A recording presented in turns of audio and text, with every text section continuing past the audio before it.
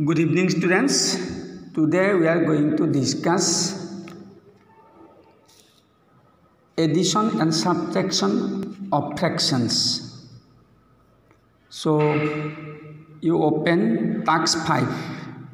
Okay, I am going to explain you how to do addition and subtraction.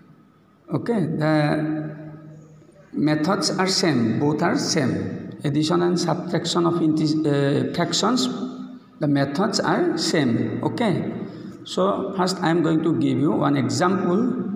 Suppose task 5, suppose 7 by 15 plus 4 by 15 we are going to add. Okay, so here you see it is very easy. Here you see this is called 7 by 15 and 4 by 15. These two fractions are called like fractions because the denominators are same. The denominators are same. That's why these two fractions 7 by 15 and 4 by 15, these two fractions are called like fractions. Okay, so in case of like fractions, it is very easy to add. So what will you do? You just write 15 here.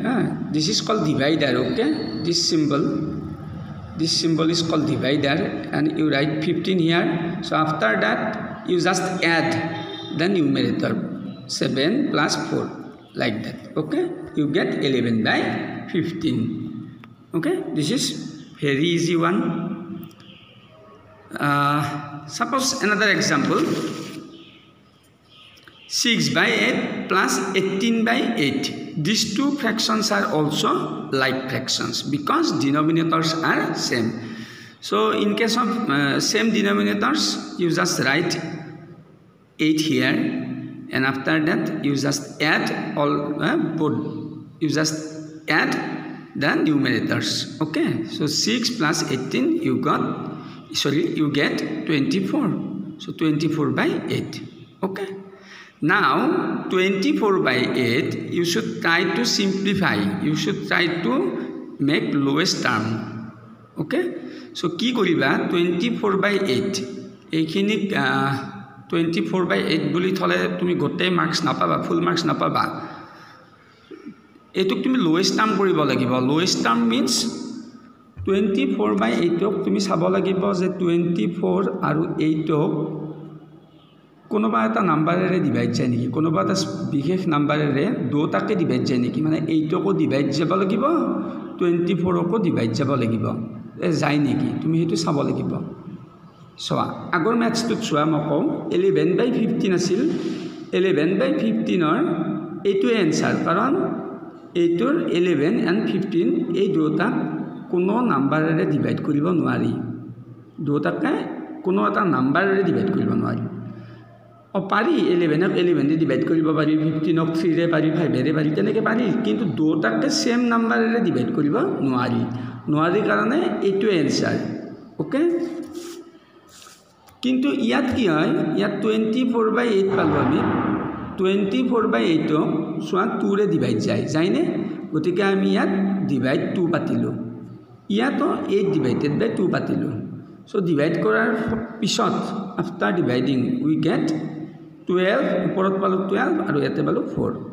Again সোৱা 12 by 4 পালা, again 12 by 4 ক আকৌ 2 ৰে যায়, দুটাকে 12 কো 2 ৰে divide যায়, 4 কো 2 ৰে divide যায়।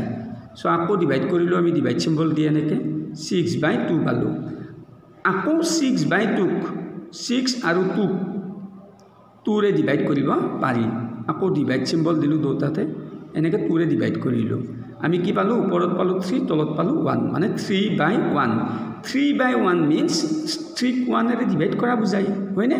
3 by 1 means you get answer 3। Okay, এতিয়া সোৱা এই ম্যাথছটোৱে আকৌ শৰ্টকাট কৰিব পাৰি কেনেকৈ, যে এতে পাইছিলা 24 by 8 পাইছিলা।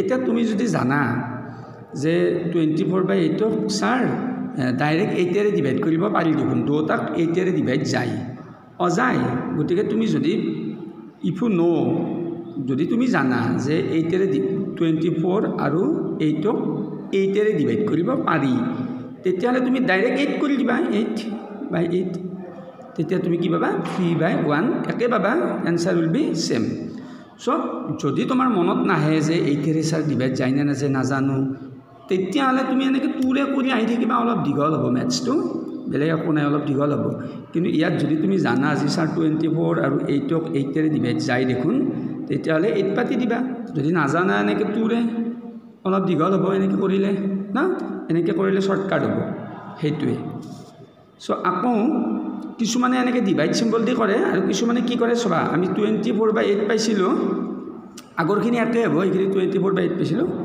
এনেকে আমি 8 এৰে ডিভাইড কৰিছো দেই 24 আৰু 8 ক আমি 8 এৰে ডিভাইড কৰিম 8 এৰে ডিভাইড কৰিম মানে আমি ডিভাইড সিম্বল দি পাতি দেখুৱা নাই আমি কাটি দিছো মানে মুখে মুখে 8 এৰে ডিভাইড কৰিছো মানে তলৰ 8 টু কো এই 8 টু কো 8 এৰে ডিভাইড কৰিছো 8 টু 8 এৰে ডিভাইড কৰাতে কিমান পালো 1 24 ক 8 এৰে ডিভাইড কৰোতে কিমান পালো 3 ওকে সো 3 by 1 সেম যেনেকে কৰা এনেকেও কৰিব পাৰা এনেকেও কৰিব পাৰা ওকে এটো ট্ৰাই কৰিব লাগিব